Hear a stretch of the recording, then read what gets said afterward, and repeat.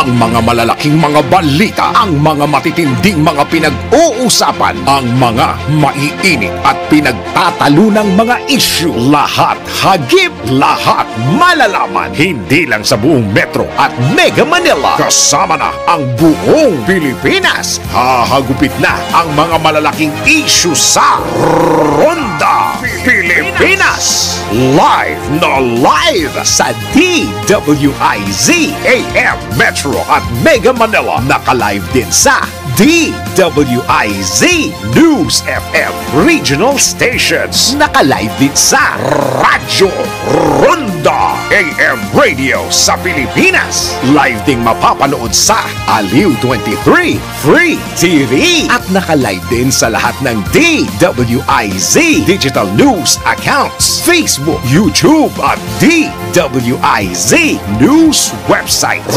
Ronda Pilipinas. Wala nang mahuhuli sa balita. Wala nang maiiwanang issue na hindi mo alam. Ngayon, updated ka na sa Ronda Pilipinas. Kasama si Dennis Antenor Jr. Ronda Pilipinas. Narito na mga headlines para sa Ronda Pilipinas. Ronda Pilipinas. Cash. Sa halip na bigas para sa mga 4P sa beneficiaries, mas praktikal ayon sa DSWD. Ronda Pilipinas. Presyo ng bigas sa ilang pamilya sa Metro Manila bahagyang bumaba. Ronda Pilipinas. Senate President Zubiri at House Speaker Romualdez may part 2 sa issue ng Chacha. Ronda Pilipinas. Balita sa Ibayong Dagat, 15 katao nasawi sa banggaan ng isang truck at 4 na bus.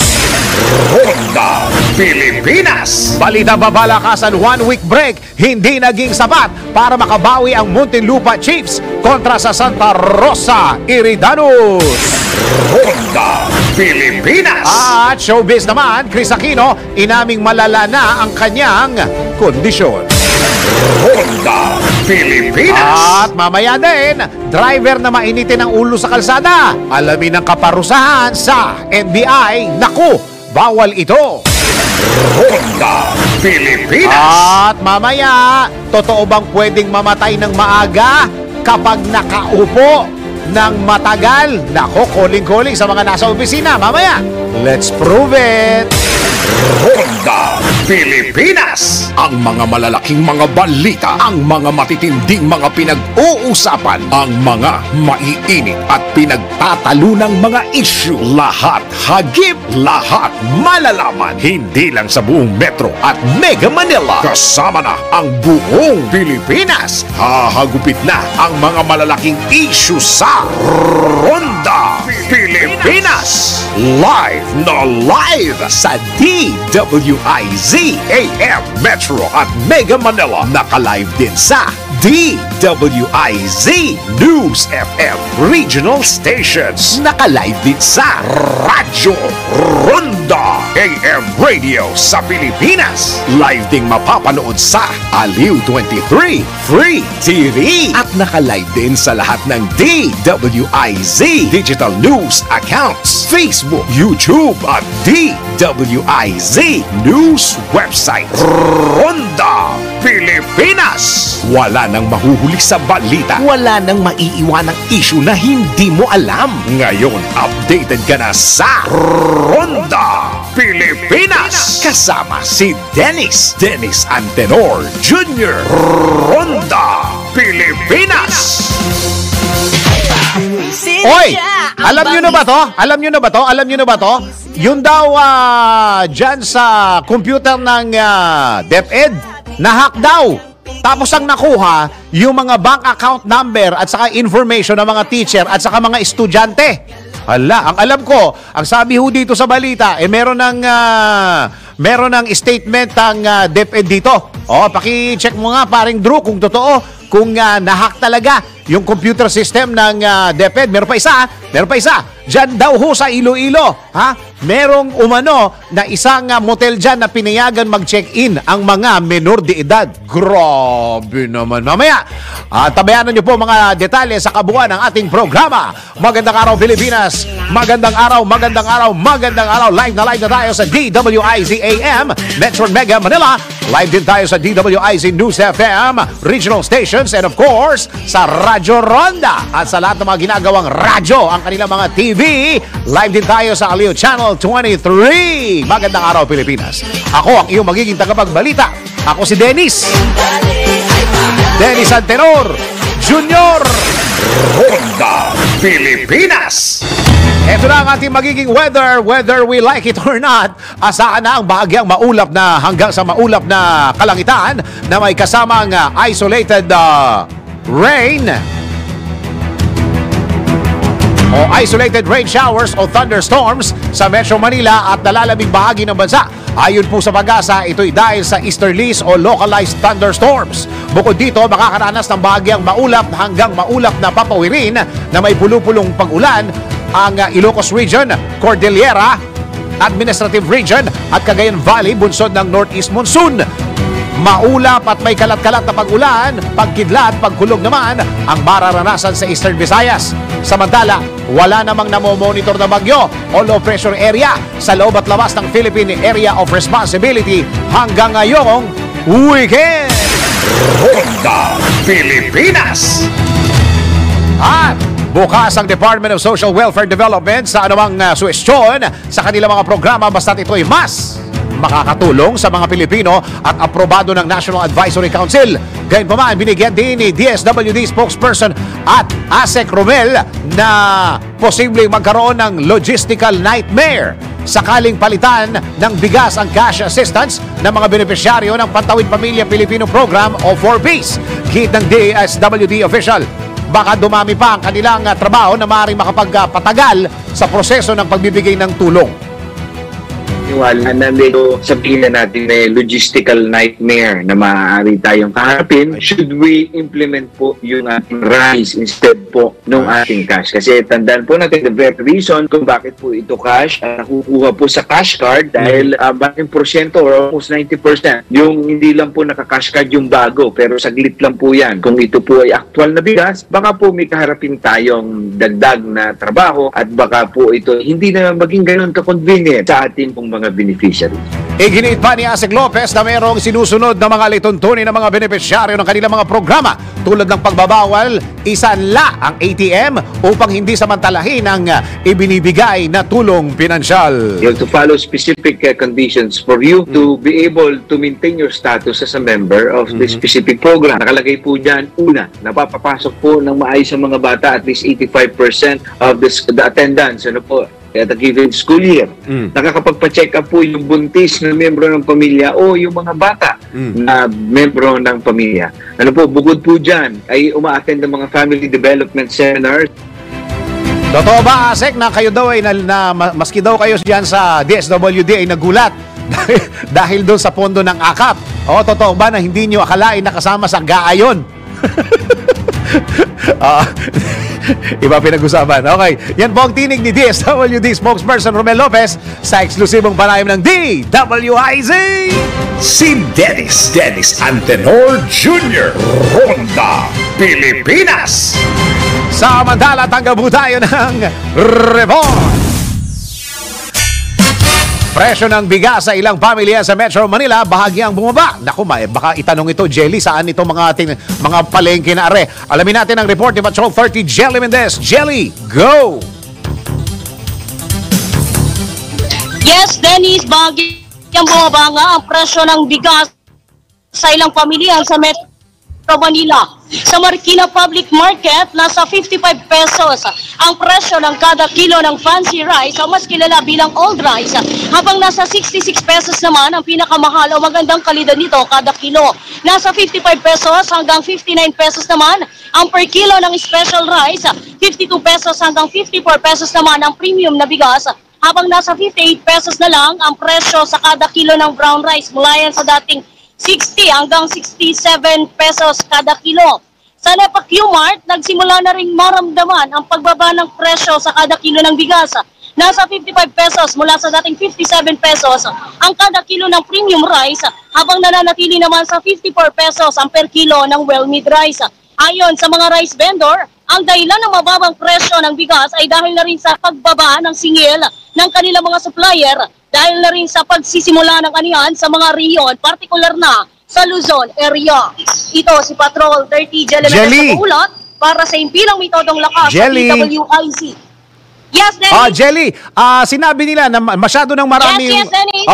Sinabi nila na masyadong marami na yung supply. Hindi ba ito dahilan dahil napansin na ng DA na tumataas talaga yung presyo ng bigas na supposedly 2 weeks ago mababa yung presyo? Hello? Oo. Narinig mo na ako? Malinaw? Hello, Dennis? Oo, malinaw ba? Malinaw? Yes, Dennis. Oo, okay. Medyo maingay dito, dahil nasa palengke tayo. Tuloy-tuloy din ang mga dumadaan. Sa bagay. Ang tanong ko lang, ang rason bakit bumaba dahil masyado ng maraming supply yung bigas dahil sa anihan, which is supposedly 2 weeks ago, ay dapat bumaba na ito dahil sinabi ng DA na marami ng supply. Bumaba ba ito dahil napansin na ng DA? Naku, medyo Go ahead. Dahil na rin to sa mga sobrang naging supply ng DA. Dahil nitong mga nakaraan, hindi naman naubos ang buffer stock ng bigas natin. Exactly. So, nadagdagan lang siya kumpara dahil merong mga ani, eto mga magsasaka at pagsisimula ng ani ng bigas. Kaya ito rin siguro ang dahilan sa pagkakaalam ko, kaya bumaba ang presyo ng bigas.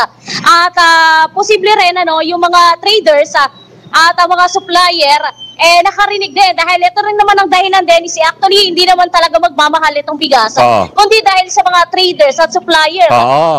Ito rin ang malaking tulong to sa mga mamimili kung ang mismong traders at mga supplier ay makikipagtulungan din sa pagbaba ng singil nila, dahil tama naman ang singil nila, ang pagbili nila sa mga magsasaka, okay naman ang presyohan. Pagdating sa mga traders at supplier, lalong nagdadagdag ng singil. Kaya ang dahilan nito, tumataas ang presyo sa mga pamilihan. Oo, okay, tama. Okay, maraming salamat, Jelly, sa report na yan. Okay, maraming salamat. At ayan ang aking report. Ito si Patrol 30 Jelly Mendez nag-uulat para sa impilang metodong lakas sa DWIZ. Nagbabalita ng tama, naglilingkod ng tama. Kapag may bagong balita, naka-on air, agad-agad, DWIZ Patrol Report. Guys, tingnan mo nga kung makukuha ninyo yung picture ni na nagkakamay si Senate President Zubiri at si Speaker Romualdez. Tingnan mo nga, tapos i-flash mo habang binabasa ko tong balita na to. Di ba nagkita sila kagabi yun, di ba? Kagabi na sa birthday ni Senate President Juan Ponce Enrile. 100 years old siya, di ba? Nakita sila doon at nag-usap na. Akala ko kiss and makeup na eh. Tapos kanina nakikinig ako sa balita ni Drew at saka ni Senyor, parang nag-aaway na naman. Nagpapatutsadahan na naman. Ilabas mo nga sa mga nakikinig, sa mga nanonood sa TV, sa Aliw Channel 23, at saka nakatutok sa Facebook, sa website, at saka sa YouTube. Ipakita mo habang binabasa ko tong balita na to. Pakita mo, Okay. Muling mag-uusap sa susunod na linggo sina Senate President Juan Miguel Zubiri at Speaker Martin Romualdez para talakayin ang mga trabaho na dapat pagtulungan ng dalawang kapulungan ng Kongreso. Ulitin ko na dapat pagtulungan ng dalawang kapulungan ng Kongreso. Kahapon sa isang daang kaarawan ni Chief Presidential Legal Counsel, ito na yung chinismis ko, Juan Ponce Enrile, nagkita at nagkamayan na rin sina Zubiri at Romualdez. Andiyan na ba yung picture? Pakita mo pare habang binabanatan ko itong balita na to. Pakita mo. Ayon kay Senate President Zubiri, good news ito dahil nagkausap na sila ng speaker at nagkasundo na magtrabaho professionally para sa ating mga kababayan at itigil na ang bangayan. Aminado naman ng leader ng Senado na hindi maganda na palaging nag-aaway ang mga mababatas. Kaya nangako ang dalawa na sa susunod na linggo ay itutuloy na ang kanilang pag-uusap dahil naging mabilis lang ang kanilang pagkikita. O di ba? Sinasabi ko yan mga 2 to 3 weeks ago. Nagchichismisan kami ni Ate Selly na kailangan lang ng dinner. O dito may dinner. Birthday ng lolo mo Nagkasundo rin na niya sila na magkatuwang na magtatrabaho para sa isang sa dapat ipasang panukala na pakikinabangan ng mas maraming mga Pilipino. Ronda Pilipinas! Wala ba yung picture? Wala ba? Nakita ko sa social media kanina Samantala, kasado na ngayong araw ang isasagawang command conference ng Philippine National Police na pangungunahan ni Pangulong Ferdinand Marcos Jr. Ito ang kinumpirma ni PNP Chief General Benjamin Acordo Jr. kung saan nakatakda itong idao sa Multipurpose Center sa Campo Crame na dadaluhan ng lahat ng mga opisyal ng pambansang pulisya. Ayon sa PNP Chief, magiging isang normal na command conference ito kung saan inaasa magbibigay ng ulat ng PNP kay PBBM kaugnay sa kalagayan ng peace and order sa buong bansa. Ito ang kauna-unahang pagkakataon na haharap si Pangulong Marcos sa hanay ng mga PNP sa Campo Crame para sa taong 2024. Si Dennis Antenor Jr. Ronda Pilipinas! Samantala, andyan na may picture? Pakita mo, pare. Gusto ko lang maipakita ito sige, sa mga nanonood sa Aliw Channel 23. Ayan! Wala yung nagkamay. Wala. At least magkatabi sila. So, ibig sabihin, nagkwentuhan na yan sa mga nanonood sa Aliw Channel 23, nakatutok sa Facebook, at saka sa YouTube, at saka sa website. Ayan, ayan. Ito, nasa tabi ko. Ayan, may picture. Ha? Andyan pa si Senator na walang billboard. Si Senator Bong Revilla na walang billboard. Hindi, nagpaalala kasi siya.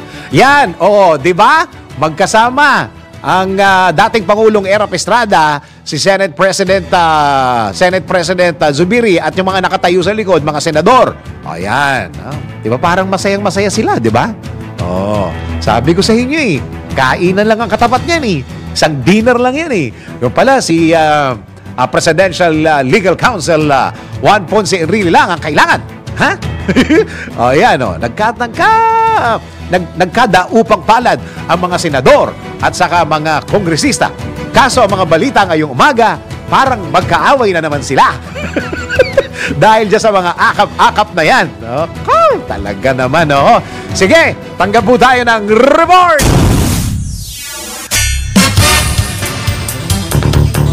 Meron ka bang tugtog? What the world needs now. Ito muna.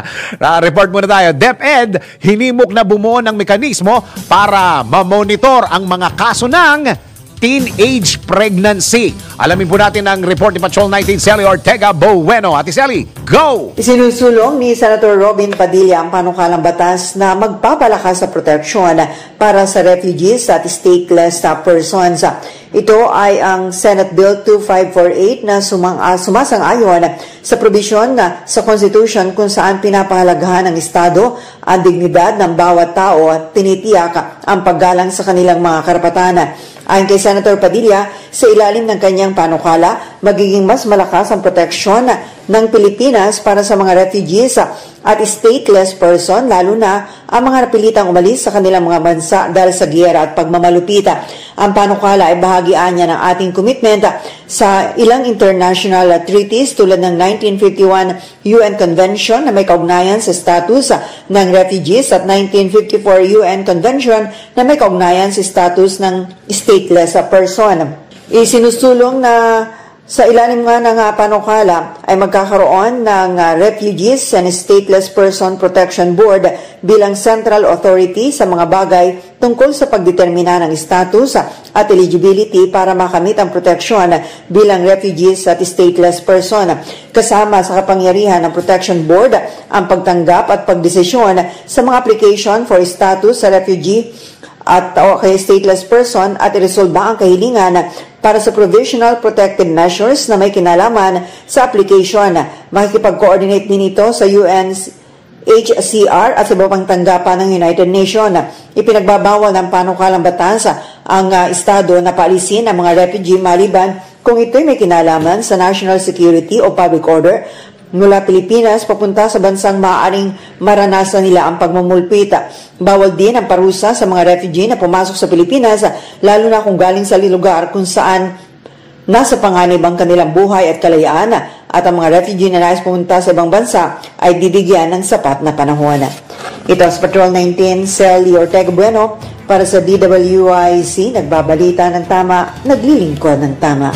Kapag may bagong balita, naka-on air, agad-agad, DWIC Patrol Report. Oy, nakikinig at saka, ewan ko lang kung nakikinig o nanonood si Attorney Romulo Macalintal. Attorney, magandang umaga sa iyo. Yan, ang mga talagang batang-bata si Attorney Macalintal. Pagka Attorney Romulo Macalintal, si Attorney Mac, nako, senior citizen. Teka muna, meron akong binanggit kanina sa first part ng aking programa, meron akong kumakalat na balita na itong dyan daw sa may Iloilo, pinayagan daw, na mag-check-in yung mga menor de edad sa mga motel.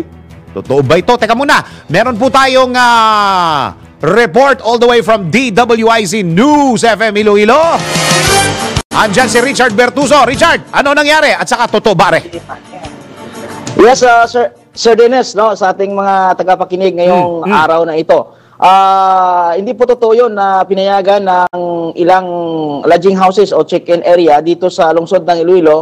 Kahapon yung kasagsagan ng Araw ng Puso, no? Ilang mga minor de edad ang napigilan ng Task Force Moral and Values Formation kahapon, no, sa Araw ng mga Puso. Maraming nag-attempt, Sir Dennis, pero hindi sila napayagan na pumasok sa ilang maraming lodging houses. Maraming nag-attempt, maraming sumubok. Ibig sabihin, mga minor de edad talaga. Anong edad ang pinag-uusapan natin, Richard?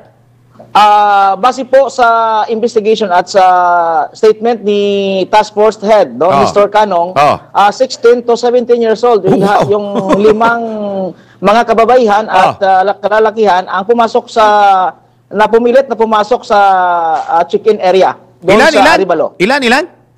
16 to 17 years old. Hindi, ilang kalalakihan, ilang kababaihan? 5 po, mag-partner po magpartner po kahapon. 5 partners? 5 partners? Yeah. Oo. Yeah po, opo.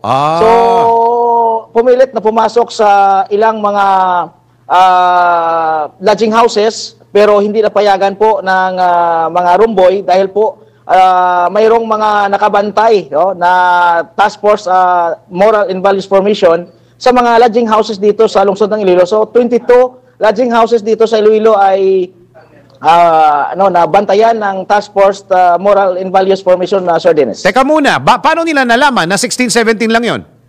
Kasi po inanapan sila ng ID kahapon na hinanapan sila ng ID at nakita po yung ID na 16 to 17 years old yung mga edad ng mga bata na ito. At kung tingnan mo, medyo hindi mo masabi na 16 pa lang yung edad kasi yung mukha nila parang 20 years old na. Oo. Naku, delikado pala. So maganda pala na ginagawa ng mga motel dyan at mga lodging houses ang kanilang mga trabaho dahil talagang minsan hindi na hinahanapan ng ID yan, lalo na pagka Valentine's Day, Richard. Opo, yun po.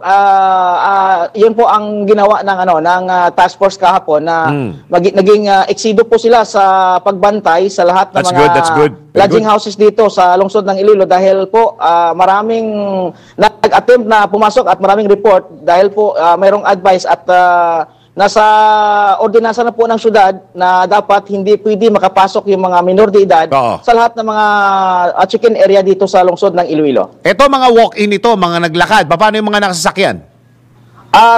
Kung mayroong sasakyan ay talagang pinahinto at formal na check po yung driver at yung pasahero. Lalong-lalo na yung pasahero. Opo. At mismo yung taxi driver hindi na kasi mayroong advice ang city, kasi city ordinance po ito, na mayroong advice sa lahat ng mga driver, yung lahat na taxi driver na hindi pwede kasama ang driver sa mga taxi driver na binilinan. Yeah po, kasi bro, mayroong paratang na kaso pag nahuli sila na nag-attend ng minor de edad sa isang lodging houses. Ayun. So, ibig sabihin, ng balita ay maraming nag-attempt pero nahuli dahil hininga ng ID. Yes po. Yun. Yun po ang totoong balita dito sa lungsod ng Iloilo. So, Ayun. yun po ang kaganapan dito kahapon kasi maraming nag-attempt na pumasok pero hindi natuloy yung attempt nila na pumasok doon sa ilang lodging houses. Kasi yung lodging houses na ito doon po sa Arevalo ay medyo malayo po dito sa City of Iloilo, sa heart of city. Akala kasi nila makakalusot. Gilid ng dagat po yun eh. So medyo doon sila nagdiretso pero nabantayan sila ng maigi ng ating task force moral and values formation po, Sir Dennis. Ayun. So, aware din sila. Kapag sila nahuli, mapapasara yan, Richard. Yes po. Lahat na lodging houses, yung may-ari ay meeting before ng February 14 para maintindihan po nila yung paratang na kaso kung ano yung yung parusa. Harapin lang kaso. Kung sakasakaling na mahuli sila na mayroong minor de edad na pumasok sa kanilang area. Yun. Maraming salamat, Richard, sa update na yan. Thank you. Yes. Mula dito sa lungsod ng Iloilo, Richard Bertoso, nagbabalita ng tama, naglilingkod ng tama. Ronda Pilipinas. Ayun, fake news pala, fake news ha, fake news ha. So ibig sabihin, nahuli yung mga kabataan. Bihira itong mga kabatang to, mga 16, 17. 5 pares, 5 lalaki, 5 babae. Pamatindi. Sige, teka muna. Magandang araw muna sa lahat ng mga nasa opisina, mga nakikinig, at saka mga nanonood sa kanilang mga cellphone. Yan. Ito, pakinggan nyo to. Totoo bang pwedeng mamatay ng maaga kapag nakaupo ng matagal? O kaya binanggit ko yung mga nasa opisina eh. Oo, ito, patunayan natin yan sa ating Let's Prove It. Bago maniwala sa mga claim-claim na yan, patunayan na yan sa Let's Prove It. Maghapon ka na bang nakaupo or nakahiga sa kama? Alam mo bang may kasabihan na posible ka raw mamatay ng maaga kapag nakaupo o nakahiga ng matagal? Tara, let's prove it. Ayon sa pag-aaral ng MayoClinic.com, napag-alaman na ang mga taong nakaupo ng higit sa 8 oras sa isang araw na walang physical activity nagdudulot ng obesity. Dagdag pa sa BetterHealth.com na ang pag-upo o paghiga ng matagal ay nakakapagpataas ng risk ng chronic heart disease tulad ng sakit sa puso, diabetes at ilang uri ng kanser.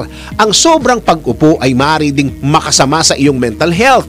Bukod dito, isinaad ni Dr. Bernice Liu, Senior Physiotherapist sa Sengkang General Hospital, na ang pag-upo ay isa ring itinuturing na silent killer. Kaya naman payo ng mga eksperto, mas mainam na tumayo kada 1 oras ng 3 to 5 minutes upang mag-stretching o maglakad-lakad.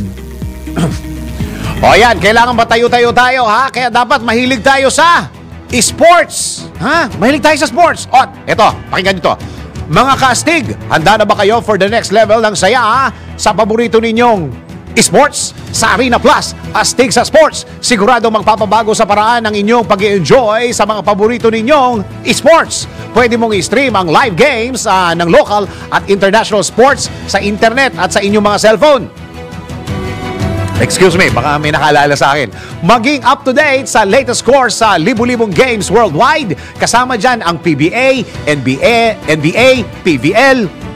Kasama dyan ang soccer, basketball, volleyball, boxing, kasama din at marami pang iba. But that's not all. Kasama sa magbibigay ng saya sa inyong gaming experience ang official astig endorsers na sina Scottie Thompson at NBA star Jordan Clarkson.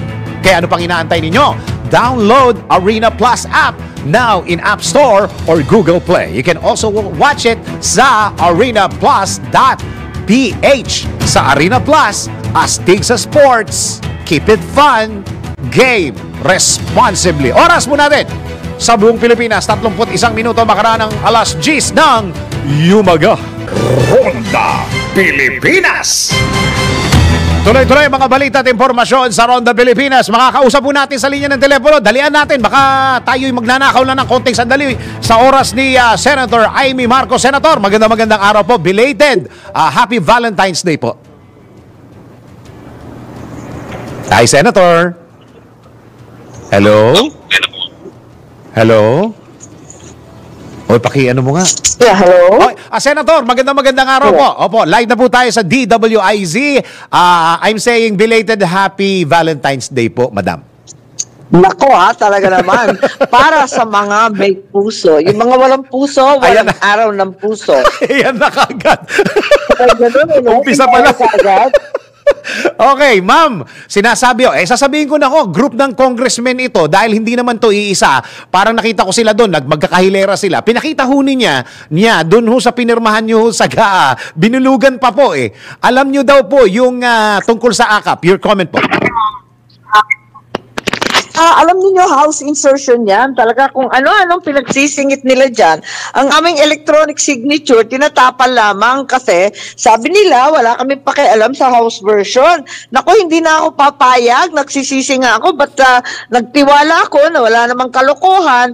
Talaga namang okay. Abay, siningit naman nila, kaya laki-laki pa, nakakanervyos. Ang sabi daw po ito nila. Ito yung mga electronic signatures namin to kasi haba-haba ng budget. Ayan, ilalagay nila on record, tapos mag-house insertion sila ng kung ano-ano. Hindi lang yan marami kaming hindi alam, nagulat kami yung public works budget, siniro yung mga flagship projects. Pagkatapos sinaksakan yung mga unprogrammed na ang labo-labo, sabi social protection, sabi infrastructure, ang daming magulo nagulat na lang kami kasi nung final version na, andyan na yun, nabulaga kami lahat dun sa aming mga signature, wala naman yung mga ganon. So, kasi sinasabi po nila ay dapat binasa ito ni Senator Amy. Alam ho namin nabasa po nyo ito. Your comment po. Hindi, dahil paano babasahin, linilihim nila Binibigay lang namin yung e-signature namin, tapos pinagkakatiwalaan na namin sila, yung pala, ayan, nabubulagta. Nagkagulatan kami, pati si Senator JV, Senator Bato, tapos si Senator Mark Villar, abalang-abalang nga siya dahil siya ang Secretary of Public Works dati, nagulat siya, first time, totally zero lahat ng foreign assisted project, samantalang wala naman tayong maayos na project kung hindi foreign assisted kasi malalaking pera masyado. Okay. Senator, okay po, hello? narinig po namin kayo. Malinaw po. Okay. Hindi po, hello, Senator. Hello, Senator. Hello, narinig mo? Opo, narinig ko po. Can you hear me? Yes, I can hear you po. Loud and clear. Loud and clear po. Opo. Senator, opo, go ahead. It's not only this item. So, nananawagan nga ako na sana at yung mga senador, sana talaga magtipon-tipon kami at pag-usapan. Lalo na sa malalaking halaga. Kasi ikalawang beses na ito na ako yung in charge. Yung una yung sa COMELEC, biglang from 2 billion naging 15 halos. Abay, billion-billion ang pinag-uusapan, ba't nagkaganon? Tapos, ganon din, eto, yung AKAP, ang sinasabi, 27 billion ang nailagay sa DSWD budget na supposed to be, hawak ko. And then at the end, eto nga, yung unprogrammed. Yan ang problema. Marami yan na lahat kami nagugulanta, na bulabog kami lahat. Kasi nakita namin, final version nakakabit yung e-signature namin, sinasabi, house insertion, lahat yan. Huwag kayong makialam. Okay. May ibang klase talaga Kaya ngayon, mag-iingat na kami, yung ibang senador, magalit nga, at sabi nga, mag-iingat na kami lahat at ayaw na namin pumayag kapag hindi pa namin nakikita yung pinal, talagang mahirap pala magtiwala. Yun. Okay. Senator, meron hong panawagan ng Congress na itigil na daw po yung hearing. Senator, kayo po ang pinaka-head ng committee po. Ano po ang balak po ninyo? Ang problema, padami ng padami yung mga nasasangkot, yung mga testigo, parang walang katapusan maraming tinuturo, yung Attorney Red, lumitaw na siya yung head daw ng pirma, na first time namin marinig, at ikalawa, yung Greg Garcia, yung sikat na advertising executive dati, at maraming lumalabas at higit sa lahat, hindi pa tapos kasi may taning yung mga mga kongresistang iba, sinasabi, pag hindi natapos ang Holy Weekend, itutuloy pa rin. At ang COMELEC, hindi pa binabasura yung mga pirma na nasumite. Andun pa rin sa kanila at pwede pang buhayin. Kaya, eto nga, pag-alalan natin maigi at ang interest ko, mahanap ang tamang sistema para sa patakaran ng PI. Opo. Hindi yung ganito. Opo. Kagabi po ay nagkita po si Senate President Zubiri at si Speaker Romualdez at sila po ay nag-usap na pag-usapan na daw po ito ng nakaupo, parang ganon, parang pag-usapan na lang magtrabaho ng mahusay at ayaw na daw po ng bangayan. Your comment po? Hello? Opo, your comment Hello? po? Hindi ko narinig pa Opo. sa ano yun, Senate President Subiri, naputol eh. Opo, yung sa birthday po ni Manong Johnny kagabi, sa birthday po ni Manong Johnny kagabi, parang nagkita po si Senate President, ayan, may picture pa, si Senate President Zubiri at si Speaker Romualdez, nagkasundo daw po sila na magtatrabaho na daw po sila ng, parang magtutulungan na yung Kongreso at Senado. Your comment po? Wala na daw pong away. Go ahead po. Talaga naman nagtutulungan. Wala naman talagang away. Magulo lang talagang kausap ang ating speaker dahil ilang pangako na eh. Dati sabi nila yung Resolution 6 tapos tinuloy pa rin yung PI. Ang hinihingi lang natin konting panahon para pag-usapan kung ano yung tamang sistema ng PI at hindi katulad nito.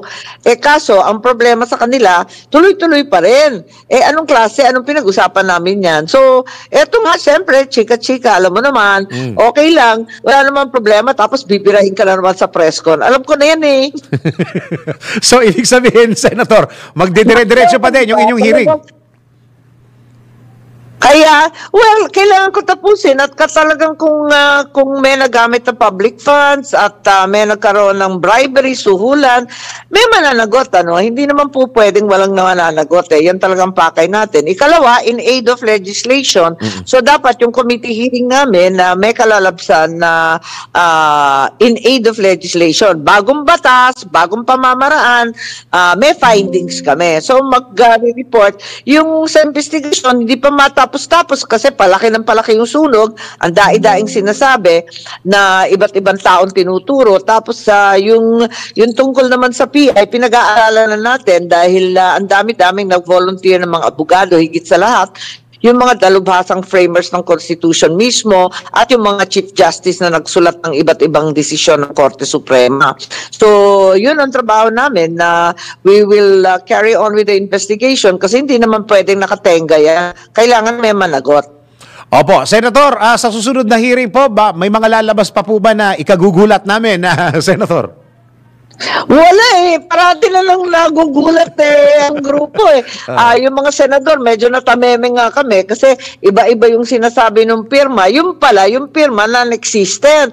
Tapos, yung inaalok, alam namin, IXMA, yung mga dating programa ng gobyerno, abay bigla naman may akap na naman na sinabi pa, pinirmahan namin. Ang pinirmahan namin, syempre, yung budget, naka-e-signature kami, ipinaubayan na namin sa kanilang ikabet. Abay, ang da'i-da'i palang insertion ng House, hindi naman namin alam yun. So ibig sabihin po, medyo nabago po yung GAA mismo nung nanggaling sa kanila, nang napunta po sa inyo, hindi nyo na po na-check, kumbaga nagtiwala kayo, kaya nilagay nyo na po yung e-sig. Parang ganun po nangyari, Senator. Well, yung e-signature, binibigay lang namin yan pag natapos yung Senate portion, binibigay na namin ahead of time yung mga e-signature, tapos kinakabit na lang nila. So, yung final edition talaga, aaminin ko at pinagsisisihan ko, hindi ko talaga nakita. Aminin ko dahil sinasabi nila, house insertion yan, huwag kayong makialam. Okay. Senator, maraming salamat po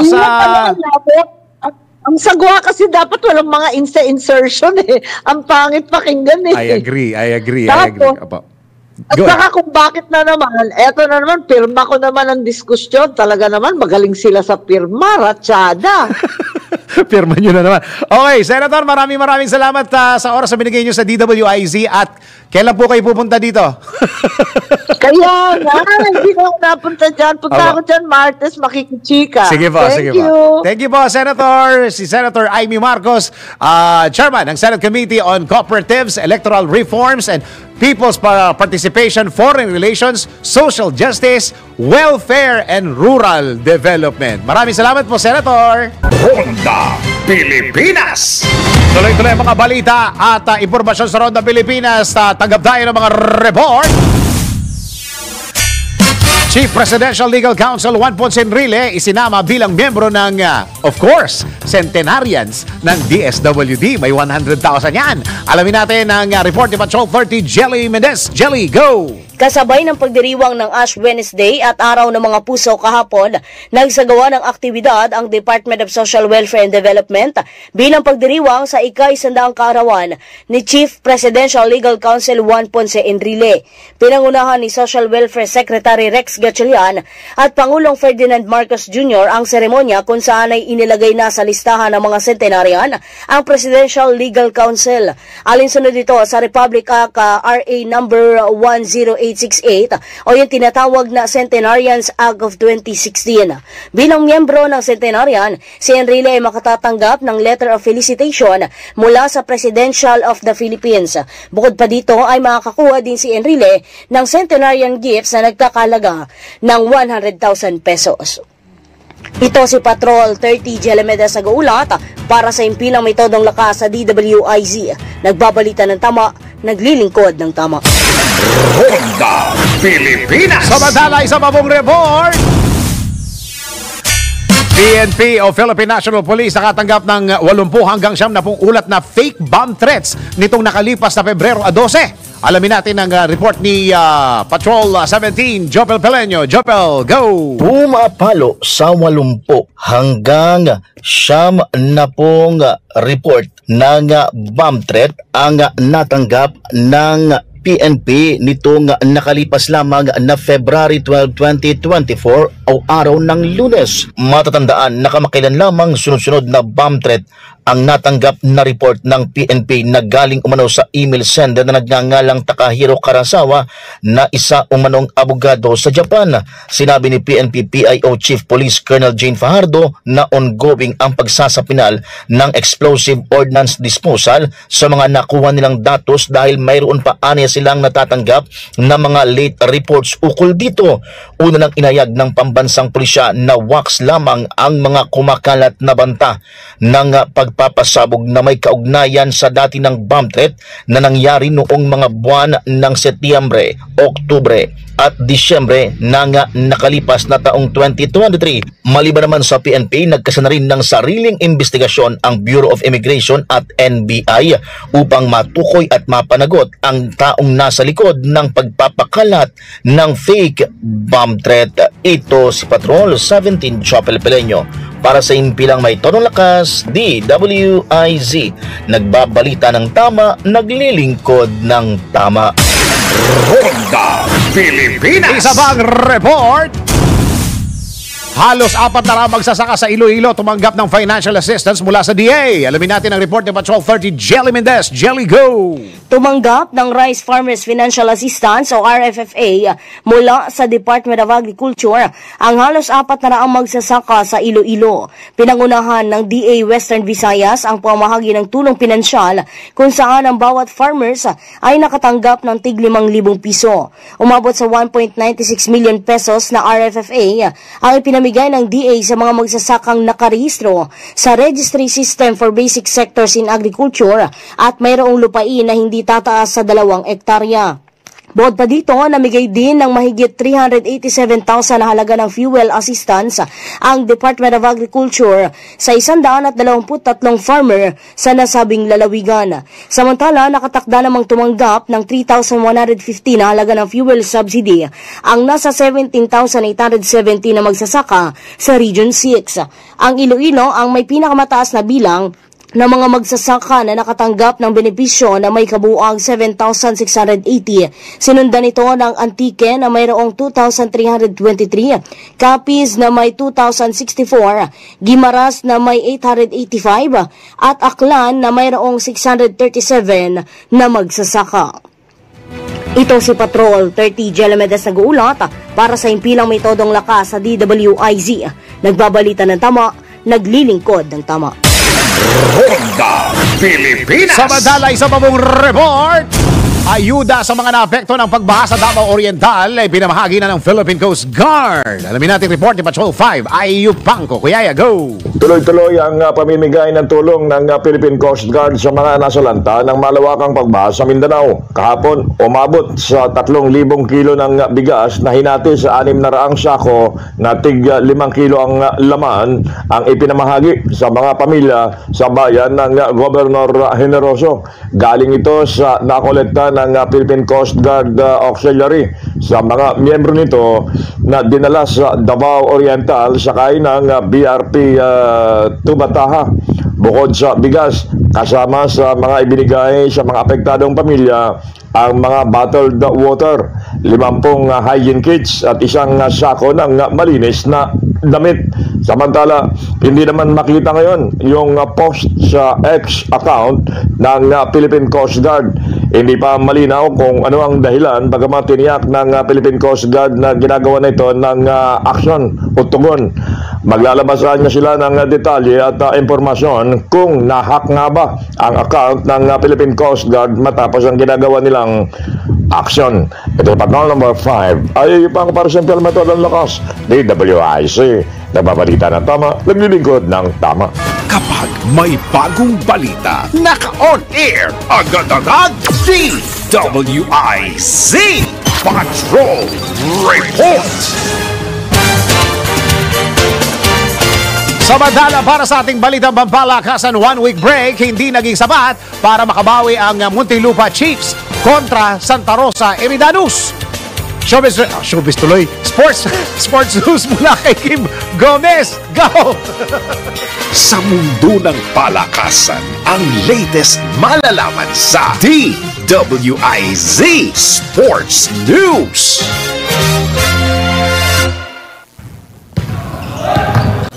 Nabigong makabawi ang Muntinlupa Chiefs sa rematch nila kontra sa Santa Rosa Eridanus. Isang linggo matapos noong huli silang magharap. Natapos ang laban na mayroong dominant win na mula sa Santa Rosa, 105-86. Matatanda ang nanalo ang Santa Rosa noong nakaraan nang sila'y makagawa ng sunod-sunod na baskets sa loob ng natitirang 1 minuto ng 4th quarter. Kahit abante ng isang panalo, hindi nagpakabante ang Santa Rosa dahil unpredictable ika nga ang kupunan ng Muntinlupa. Natapos ang stint ng Muntinlupa Chiefs sa elimination round na mayroong 1 win at 8 losses. Aarangkada na ang semifinals ng NBL Chairman's Cup kaya tumutok lamang dito sa Aliw Channel 23.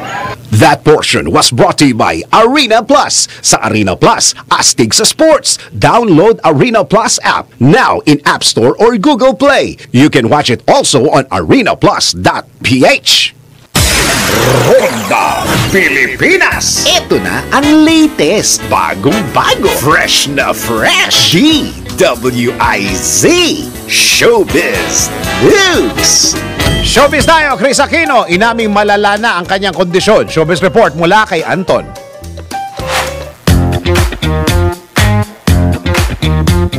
Para sa aking balitang showbiz, tuluyan na ang ibinulgar ni Chris Aquino ang latest na health condition niya sa pamamagitan ng interview sa kanya ni Boy Abunda. Kasabay ng pagdiriwang ni Chris ang kanyang karawan kahapon, Valentine's Day, sinabi nito na gusto niyang siya mismo ang magsabi ng kanyang health condition dahil marami siyang followers na patuloy na nagdarasal para sa kanya.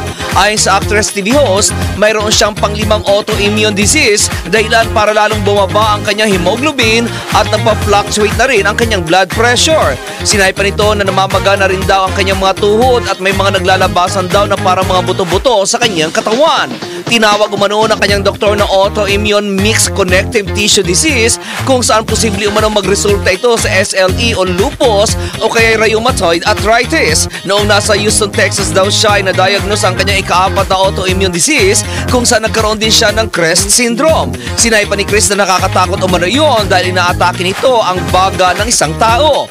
Dahil daw sa kanyang kondisyon kung kaya't naapektuhan ng gusto ang kanyang puso na namamagana ang mga muscle sa labas at maging sa middle layer. year.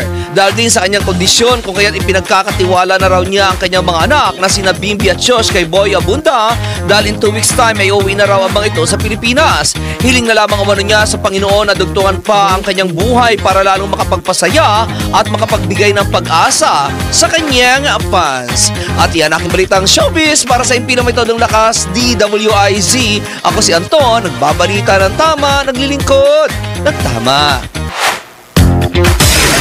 Ronda Pilipinas. At bago tayo magpaalam, tayo'y may patama quote of the day. Okay? Ang pagtaka sa mga problema ay isang karera na hindi ka mananalo. Alam niyo kung bakit tumahaba at bumibigat lalo ang problema?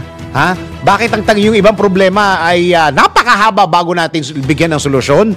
Dahil ang unang ginagawa natin ay tumataka sa problema. Hindi natin hinaharap. So, ibig sabihin, inaasahan natin sa pagtaka sa problema at hindi natin pagharap, akala natin masosolve mag-isa. So, ibig sabihin, habang may mga ibang problema nga na habang hindi nyo inaasikaso, araw-araw, bumibigat, lumalala. Tumitindi. So, ang ibig sabihin, pagka may problema na, harapin nyo na. Para wala nang masyadong masaktan. Ang masakit pa rito, baka yung mahal nyo sa buhay, ang masaktan. Kaya, go na. Sabay, pray. Amen. Amen. At yan po kabuuan ng mga balita at impormasyon na namin sa inyo live sa Ronda Pilipinas. Maraming salamat Pilipinas. At antabayanan nyo po ang susunod na programang Yes, Yo! Topasio with Doc She Lejano. Teka muna, happy birthday muna. Ay, Sir Bert, SBMA Director and Patrol 3, si Sir Bert Moso. Sir Bert Moso, ano na, ang pogi mo pa naman dito. Ginawa namin ng parado. Joke lang, direct. Ayan, happy birthday. May you have many more birthdays to come. And God bless you. Ayan. Maraming trabaho at maraming pang taon ng pagsisilbi sa bayan. Amen. Ayan. Maraming salamat Pilipinas. Ako ang iyong naging tagapagbalita. Ako si Dennis Antenor Jr. Nagbabalita ng tama, naglilingkod ng tama. Ang mga malalaking mga balita, ang mga matitinding mga pinag-uusapan, ang mga maiinit at pinagtatalunang mga issue. Lahat hagip, lahat malalaman.